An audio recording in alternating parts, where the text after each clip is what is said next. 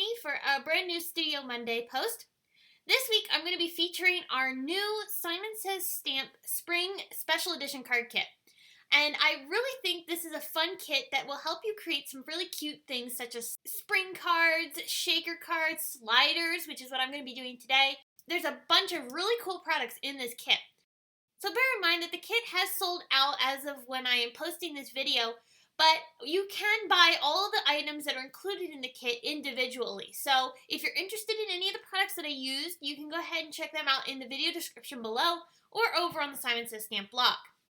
So for my card, I'm going to be using the really cute railroad train track slider die. I'm also going to be using these adorable stickers from Doodlebug's Easter Express sticker pack. I'm going to be using the train down along the bottom there to create my slider card.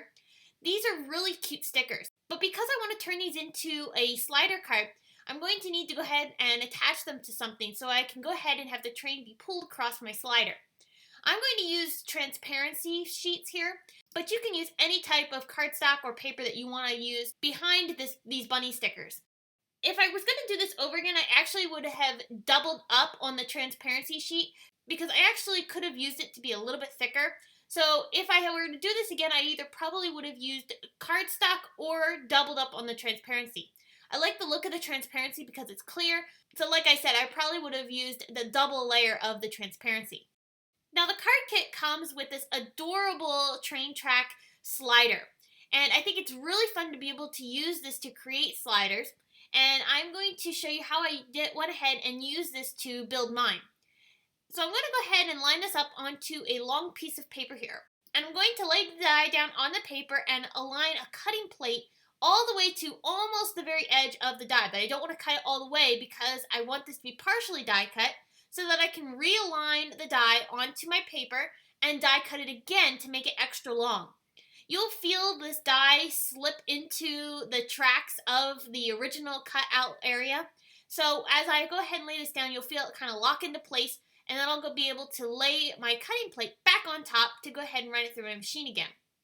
Now you'll notice that I'm using a smaller cutting plate, and I just find this is easy to use when I'm doing partial die cutting. This is a smaller cutting plate from Sizzix. So here's a look at how that die cut ends up turning out with the really cute partial die cutting that creates this fun extra long slider track. I'm going to use some double-sided adhesive to start building my slider area that my coin is going to be able to fit inside of to make my train slide across this entire cart. I'm making a double layer of foam tape to make sure that the coin will be able to slide back and forth very easily. For the coin, I'm going to end up using a dime because I felt that the dime was slightly smaller and hid behind the little cars of the train easier. I placed a piece of Nina Desert Storm cardstock behind the slider track so that way the coin would stay inside, and I added a couple pieces of foam tape to the coin so that way I'll be able to attach the train on top of that. Here I'm building a pull tab that I can use to pull my train across the slider die. I found this was the easiest way to get my train to go across the slider track because it's got the bumpiness to it, and because this train is longer, and I wanted it to be able to go across the card evenly. So the pull tab is going to help me be able to do that. So I basically just cut a little thin strip of cardstock that I'm going to add some adhesive to. I created a button using one of those little egg stickers from the Easter Express sticker pack, and I cut it from a little button die that was part of the Simon Says Stamp Springtime Bunny plush dies. I'll go ahead and attach this to the back side of my train, press it down good, and then I'll be able to use this to pull my train across my slider. And this is really cute. I think this is so much fun to be able to build sliders like this and have a little area that can make the element slide across the card and give something for the recipient to have a little bit more fun and interactive element to the card.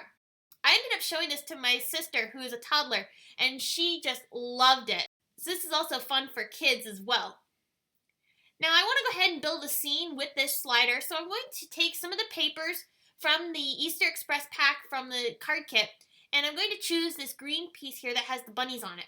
That's going to be the grass from my card. I'm going to die cut it using the Grassy Hill border dies from My Favorite Things, and I've decided to use this really cute sloped one. This one's one of my favorites of all the dies that are in that set. So I'll go ahead and run this through my Big Shot machine twice. I'll cut two pieces, and I'm going to use my ink duster brushes and some Jelly Bean ink from Simon Says Stamp to go ahead and tint these papers because I want them to be more green instead of having the white bunnies. I want the bunnies to have a tint of green to them so they blend in better and they're not quite as distracting.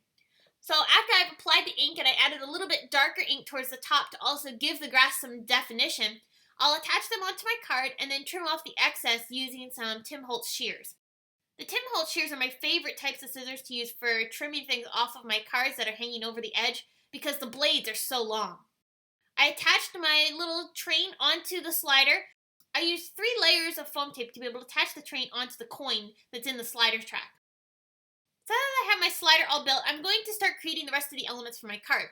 In the card kit, you get the sea glass metallic envelope, and I'm going to be actually using this envelope as the paper for my clouds. To cut the clouds for my scene, I'm going to be using the Happy Days die set. This actually coordinates with the Happy Days stamp set that we have, but I wanted just the cloud shape, so I'm going to go ahead and use the dies because a lot of the shapes in those dies can be used by themselves. I cut a few extras from some white cardstock, and I'm going to layer one of the white pieces behind each of the blue clouds. And then I'm going to use a single layer of the white clouds and add those behind each of the blue clouds, so it creates a fun layered effect and it makes the sky look a little bit more filled in. I didn't want to put a full color across the entire sky. I knew I was going to be adding a lot of other colors to this particular scene, so I wanted to make sure that the sky was a little bit more neutral and wasn't quite as distracting.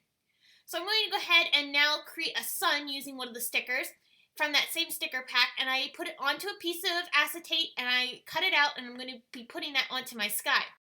I'm also using some of the little flower and carrot stickers that are part of the card kit, and I'm going to attach the carrots actually onto some white cardstock and fussy cut those out to create little die cut looking pieces.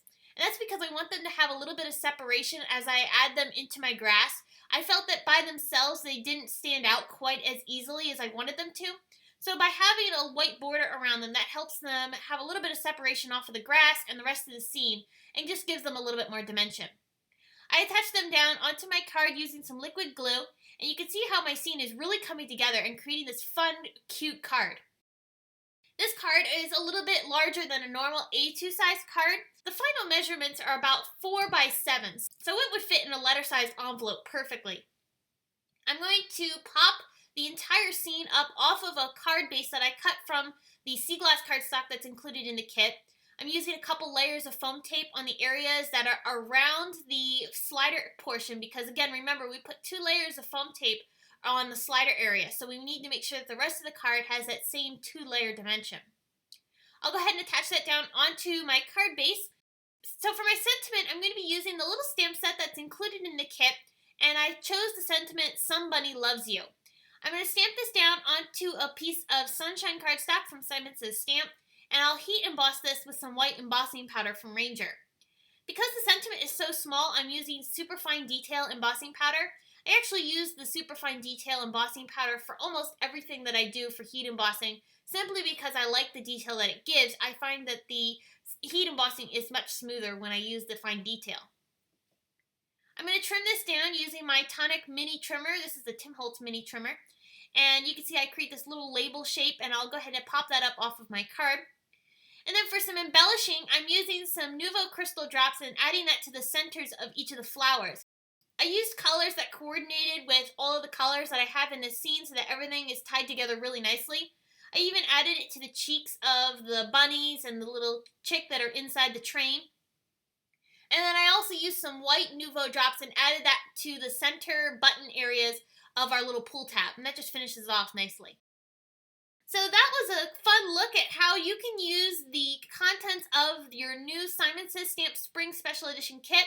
And again, for those of you that were not able to get the kit, you can get most of the products that were included in the kit separately, and I'll have them linked in the video description or over on the Simon Says Stamp blog, so you can go ahead and check those out.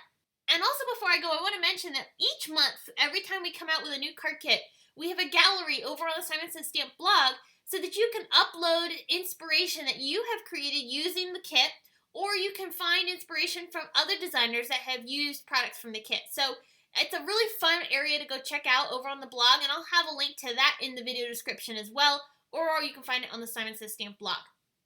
So I hope this has inspired you today. Thanks so much for visiting me, and I will see you again next week. Thanks for watching!